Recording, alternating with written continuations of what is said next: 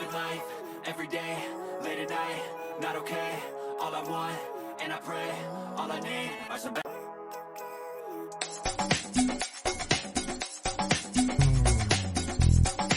Showbiz Kachika TV.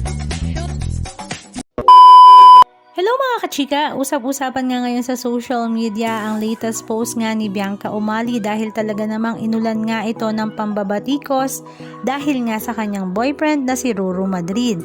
Ang kanyang caption ay, "Sponty road trip are the best with the bestie." At syempre kasama nga niya sa road trip na ito at video na kanyang ibinahagi ang kanyang boyfriend na si Ruru Madrid na talaga namang pinutakti nga ang comment section. At marami nga sa mga netizens ang napatanong bakit nga daw ba very trending ngayon si Ruru Madrid na kahit nga ang kanyang girlfriend na si Bianca Umali ay nadadamay pa rito.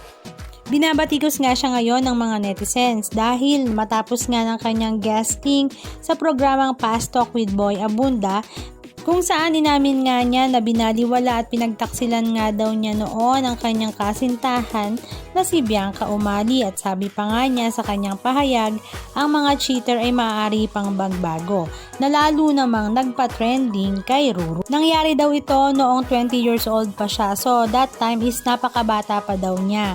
Pero humingi na daw siya ng kapatawaran kay Bianca at ipinahayag na natuto na siya sa kanyang naging pagkakamali. At ang reaksyon nga ng mga netizens hindi naging maganda dahil nga bakit pa nga daw ba inuungkat ang issue na ganito. At sabi naman ng mga netizens, bakit nga daw kaya pinagbigyan pa ni Bianca Umali ng second chance si Ruru dahil once a cheater, always a cheater. At dahil rin nga sa kanyang pahayag na ito ay napakarami ngang mga issue ang naungkat tuloy ngayon patungkol nga sa kanilang relasyon na nangyari noong 2019. Kagaya na nga lang noong muntik ng masagasaan ni Bianca si Ruru sa isang parking lot dahil nga daw sa selos. Noon ay pinalabas din daw ni Ruru na masyadong selosa at controlling si Bianca. Pero ngayon daw ay napatunayan na ng mga netizens na may sapat naman daw palang dahilan kung bakit ganito ang mga reaksyon ni Bianca noon sa kanyang boyfriend na si Ruru. Pero ika nga, pass is pass. Kaya sa kabila ng ingay at mga negatibong komento sa kanilang mga social media accounts, tila hindi apektado sa kontrobersya si Bianca Umali na talaga namang ibinahagi nga ang kanilang napakasayang road trip together kasama nga si Ruru Madrid. Iba't ibang komento nga ang kanilang natanggap, merong positive at meron din nga ang negative.